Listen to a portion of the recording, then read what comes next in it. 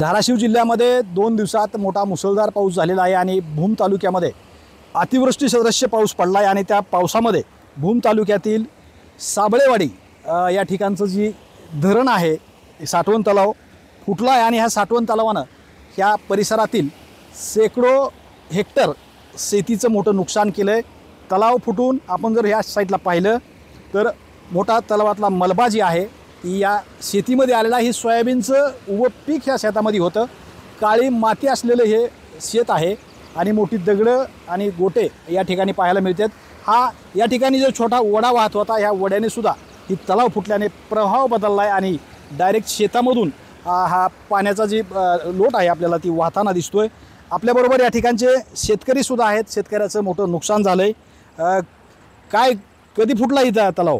काल 5 वाजता। काल 5ला। काय नुकसान किती झालंय? काय लय झालं नुकसान। काय वाहून गेलं तुमचं? आम्हाला 600 गेले वाहून। कुठं होता तुम्ही फुटल्यानंतर? तळत फुटलो काय लोट फुटला। घरी चालू शेर घेऊन शेर वाहून चालली पण आपला जीव बस म्हणून शेर गेली गेली। गुळणी हानी तिकडून तळ्याकडून तिकडून वस्ती त्यांची एक आमची एक। हा आणि सोयाबीनचं पण नुकसान झालंय? हा साहेब नुकसान त्याला हिर बुजली एक माझी खाली ही एक बुजली भावाची माझी एक बुजली। ही शेत कुणाचं आहे? ही नितीन नवनाथ साबळे तुमचंच म्हणा ही? नुकसान झालंय मोठं? हा लय मोठं नुकसान झालंय। बर आता काय मागणी? मागणी काय आता शासनामार्फत त्यांनी द्यावा थोडी। थोडी नाही काय काय काय काय नुकसान झाले मला सांग। नुकसान झाले ही सगळं शेती वाहून गेली सारी माती वाहून गेली त्यातली। नंतर सोयाबीन सगळं समोर दिसतंय ही सगळं हे झालेलं आहे। आता ह्याला दुरुस्त करायचं म्हणल्यावर कसं करायचं? दुरुस्त करायचं म्हणून त्याला लय खर्च येणार आहे त्याला। हो काय कर माती टाकावं लागेल? माती टाकावं लागते ती सगळे दगड ते हे करून घ्यावं लागते ना। पुन्हा परत इथं शेजारी विहीर आहे विहीर टोटल बुजली। विहीर पण बुजली? हो विहीर बी बुजली टोटल इथं। हा नुकसान झालेली। ही धरण जी फुटलंय ही पाटबंधारे विभागाचा तलाव आहे ना? लघु पाटबंधारे विभागाचा। हे काय कारण असावं? खरं तर आज आपण या परिसरात बघितलं, तुम्ही प्रत्यक्ष पाहणी केल्यानंतर बघितलं की पहिली जी शेती होती आज ह्या ठिकाणी आल्यानंतर असं दिसतंय की ही फार मोठी अशी नदी आज ह्या साठवण तलावावरती आपण बघतो की झाड आहेत पूर्ण शेजारी घरं आहेत। आज प्रशासनाने प्रत्येक वर्षी त्याच्यावरती काम करणं आवश्यक असतं। मग यावर्षी त्यांनी काय काम केलं आहे का? त्याच्यावरची झाडं तोडलेत का? त्याचा सांडवा बरोबर आहे का?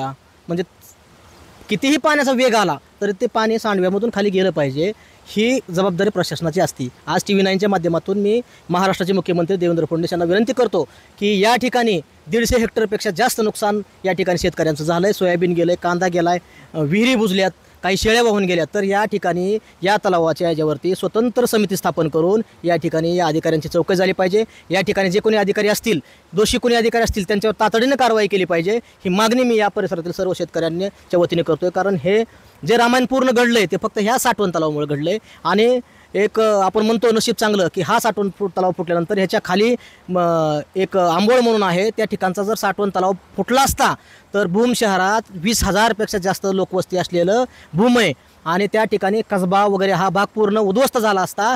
आज मोठी जीवितहानी झाली असती।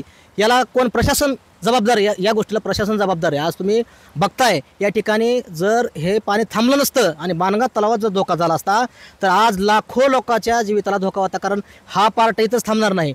सोनगिरी भुवनगिरी भूमपासून तो परांड्यापर्यंत अनेक ठिकाणी जनजीवन विस्कळीत झालं असतं, लोकांची जीवितहानी झाली असती। यामुळे चौकशी होणं आवश्यक आहे। जर आपण पाहिलं तर हा तलाव जे आहे हा लघु पाटबंधारे विभागाचा तलाव आहे आणि या तलावाच्या मधोमध हा जी तलाव फुटला आहे हा भराव आहे आणि हा मधोमध तलाव फुटलेला आहे। जर तलावाच्या दोन्ही साईडला जर पाहिलं तर भरावावरती मोठी मोठी झाडं देखील आपल्याला पाहायला मिळतात आणि इथल्या शेतकऱ्यांचं म्हणणं असं आहे की ही झाडं ह्या भरावावरती असल्यामुळं हा तलाव फुटला असं त्यांचं म्हणणं आहे। मात्र नुकसान जी झालं आहे ती मोठ्या प्रमाणात झालं आहे आणि नुकसानीची भरपाई जी आहे ती तात्काळ देणं गरजेचं आहे अशी त्यांची मागणी आहे। श्रीराम क्षीरसागर TV9 मराठी धाराशिव भूम।